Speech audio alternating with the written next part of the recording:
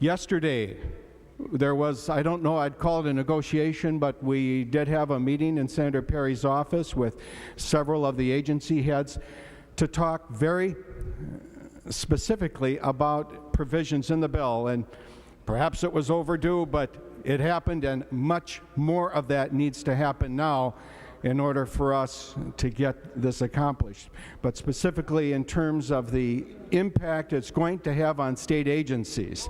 For example, the fiscal notes, $250 million of the projected savings, we would still argue is funny money. It's on a house of cards, and it will not stand up. It is something we can't responsibly base a budget on.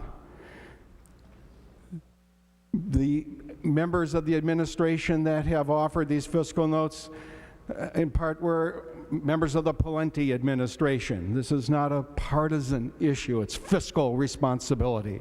So that fundamental concern is still there in terms of a balanced budget. This proposal cuts too deep, in particular for our state employees.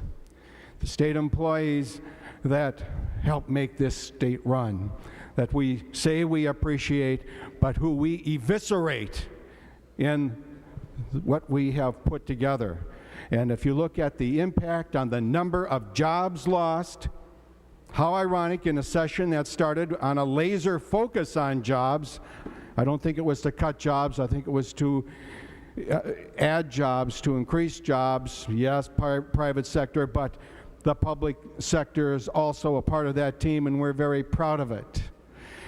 This has a dramatic impact on cuts to public employees. Moreover, the impact on insurance is too devastating.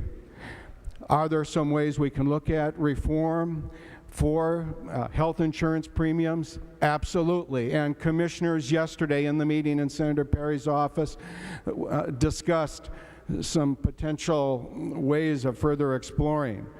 But the bottom line in terms of the cuts that are proposed here, they go much too deep.